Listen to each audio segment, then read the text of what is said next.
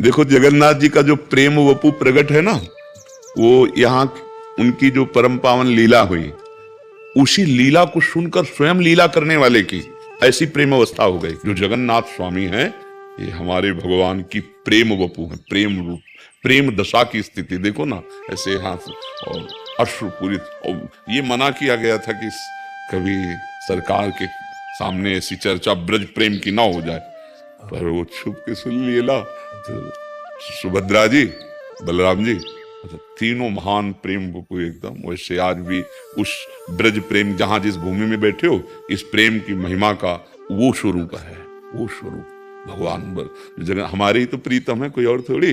जगन्नाथ हमारे ही प्रीतम है, वो प्रेम वपु उनका स्वरूप। और प्रिया जो प्रेम रूप है, इसीलिए प्रिया अधीन है, इसीलिए जाके अधीन सदा ही सांवरो, या ब्रज को सिरताज हमारे माई श्यामाजू को। जब कोई राधा राधा राधा बोलता है तो लालजू अपने आप को उसके अधीन कर देते हैं, प्रेमाविष्ट हो जाते हैं, सोचते हैं क्या दूं, इसको क्या दे सकता हूं, राधा नाम के बदले में इसे मैं क्या दे सकता हूं। भगवान अपने प्रेमीजनों को ये माया का वैभव झूठा नहीं देते हैं। वो अगर है, अगर किसी के पास जैसे है, वो राग रहित है, वो उसका महत्व नहीं रखता। अगर महत्व आ जाए तो अभी जाना नहीं, प्रेम रस जाना नहीं। ब्रह्मादिक के भोग सब विषम लागत ताई, नारायण ब्रजचंद की लगन लगी है जाए। तो लाडली जी की कृपा से ये जो जैसे ठाकुर जी अपना, ये थोड़ी लाए, ठाकुर जी भेजते हैं, माला प्रसादी वस्त्र ये भेजते हैं। हाँ, अपने ही पार्षद से तो भेजेंगे। तो ये कर, ये जिनके कर कमल हैं, ये जगन्नाथ जी के ही कर कमल। ये जो जगन्नाथ जी का रूप देख रहे हैं, ये कोटि कंदर्प को मोहित करने वाले हैं, पर ये प्रेम का ऐसा रूप है, उन्हीं की लीला है, वही करता है उस लीला के, कोई दूसरे ठाकुर थोड़ी है। वही ब्रजेंद्र नंदन है, कोई दूसरे नहीं है, वही द्वारिकाधीश हैं, वही जगन्नाथ जी हैं। वो ये लीला ऐसी ब्रज प्रेम की है, जैसे महाप्रभु चैतन्य देव की प्रेम दशा में आता है ना, ऐसे सब हाथ ऐसे, हाँ वही, मतलब कूर्मवत लिखा है, जैसे भगवान का कूर्मा अवतार हुआ ना, कच्छपा अवतार, ऐसे अंग कूर्मवत, मतलब वो सब एक में एक तरह से ऐसे बड़ा अलौकिक रूप। मतलब घबरा गए भक्तजन देख करके कि ऐसे जगन्नाथ और महाप्रभु में अंतर थोड़ी है। और जिसके प्रेम से वो ऐसी भाव की महाप्रेममयी दशा, वो हमारी लाडली जो है, हाँ राधा राधा राधा। ये जो आप कृपा प्रसाद देख रहे हैं ना, ये हमारी लाडली जी का कृपा। राधा यश, लालजू की जो श्रवणेन्द्रिय ना प्रभु की, गोपी यश, राधा यश, राधा नाम, गोपी स्मरण, जैसे नियम से भक्त करता है ना, ऐसे प्रभु कर पूरी बात कह दे। माता पिता भाई बंधु शरीर धन संपत्ति सब जगह से आसक्ति हटाकर मेरे चरणों में लगा दो, समदर्शी हो जाओ, इच्छा कोई रह न जाए भोग की। मैं ऐसे जन को ऐसे प्यार करता हूं जैसे लोभी धन का चिंतन करता है। भगवान कहते हैं मैं अपने हृदय में उसका ऐसा चिंतन करता हूं। तो भगवान पे महत्व तभी माना जाएगा, केवल बातों से नहीं समझना। आपको बहुत सुंदर भोजन मिला, आप उसके स्वाद में 20 मिनट भगवान को भूल गए, महत्व किसका रहा भोजन का। आपको कोई शारीरिक भोग मिला, आप उसमें भूल गए प्रभु को, तो महत्व किसका रहा उस भोग का। राम जी से बड़ा भोग निकला आपके मन में, महत्व बुद्धि राम जी में नहीं रही। महत्व बुद्धि तभी मानी जाएगी जब त्रिभुवन की राज्य लक्ष्मी देने पर भी आधे पल के लिए भगवान का विस्मरण न हो, वो महत्वशाली भगवान के नाम का महाभागवत है। एकादश स्कंद भागवत में लिखा हुआ है। तो सर्वत्र से ममता आसक्ति को हटाना बहुत कठिन है। बातें कर लेना अलग नहीं, बातें बहुत हो रही हैं, लेकिन बातन प्रीति न होए सखीरी, बातों से प्रीति तो होती नहीं है। भजन न होई संग बिनु, और भजन बिना नहीं प्रेम, छिनहु भजन न छाड़िए धरिए ध्रुवान। बिना भजन के प्रेम नहीं होता, बिना भजनानंदी संत के संग के भजन में उत्साह नहीं होता, और भजन के बिना प्रेम नहीं, प्रेम के बिना ठाकुर जी नहीं मिलते। मिले ही न रघुपति बिनु अनुरागा, अनुरागा माने प्रेम, भगवान बिना प्रेम के नहीं मिलते। ते समाज गिरजा में रहू, अवसर पाई बचन एक कहू, हरि व्यापक सर्वत्र समाना, प्रेम ते प्रगट हो मैं। हाँ प्रेम, और प्रेम किससे प्रकट होता है? भजन से। और भजन कैसे होता है? भजनानंदी महात्माओं के संग से। रे मन रसकन संग बिन रंचन उपजय प्रेम। अगर भगवत प्रेमी महात्माओं का सानिध्य न मिले तो न भजन में रुचि होगी और न भगवत प्रेम प्रकट होगा। तो हमारे सबके ऊपर भगवान की बड़ी कृपा है कि हम सब संत समागम में कहीं न कहीं प्राप्त होता है। तो हमको अब महत्व बुद्धि भगवान में करनी है कि किसी भी व्यक्ति वस्तु के संयोग में हम आकर अपने प्रभु को भूलें ना, बस तब माना जाएगा कि महत्व बुद्धि भगवान में है।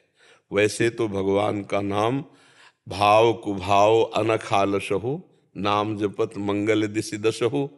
पर जैसे गरीब आदमी को बहुत बड़ी निधि मिल जाए, ऐसे जो भगवान के नाम के प्रति महत्व बुद्धि रखता है, अनंत जन्मों से भटकता रहा, आज संत समागम से भगवान के नाम की महिमा जाना, अब मैं भगवान के नाम को नहीं छोड़ूंगा। उठते बैठते चलते फिरते हर समय नामाभ्यास कर रहा है।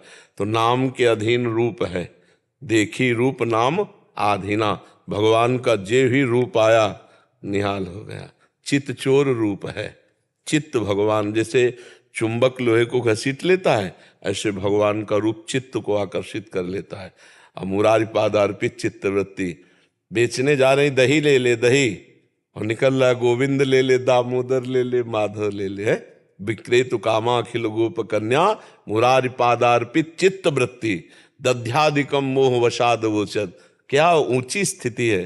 कहना चाहती है दही ले ले दही, तो निकलता है कोई गोविंद ले ले, कोई दामोदर ले ले, कोई माधव, क्योंकि उन्हीं में रम गए। ये स्थिति, ये है भगवान में महत्व बुद्धि। समझ पाए आप? भजन से महाराज जी मतलब ये बढ़ेगा जब पूरा संपूर्ण कि सिर्फ हमेशा राम जी मेरे हैं और मैं राम जी का हूँ, ये चीज अब कह देते हैं मुंह से पर हाँ बस हाँ, जितना आप नाम जप करोगे उतने वो राग को काटता है। जो सांसारिक राग है, शरीर राग है, भोगों के प्रति राग है, तो फिर विराग होता है। जो अंदर की सब बातें हैं, देखो भजन का जो मार्ग है ये अध्यात्म का मार्ग है, मतलब आंतरिक मार्ग है। ये बाहरी ज्यादा क्रियाओं पर, इस पर, ये क्रियाएं तो प्रारंभिक हैं, ये बाहरी क्रियाओं पर आधारित नहीं है।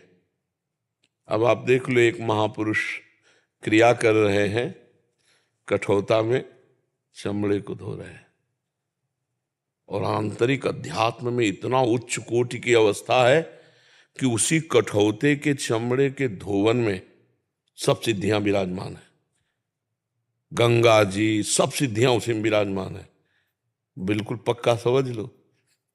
एक बार एक ब्राह्मण देवता काशी के वहीं से निकले, कहा रैदास जी भगत बनते हो, कभी तो गंगा नहाओ, देखो हम रोज गंगा नहाते हैं। तो उन्होंने कहा पंडित जी हमारे पास समय नहीं, इतनी सेवा है, भगवत सेवा, संत सेवा और ये अपनी निज सेवा। दो केला दिए, बोले गंगा जी को कह देना कि हम तो आ नहीं पाए, लेकिन आपके हाथ से भेजा, उनको दे दे।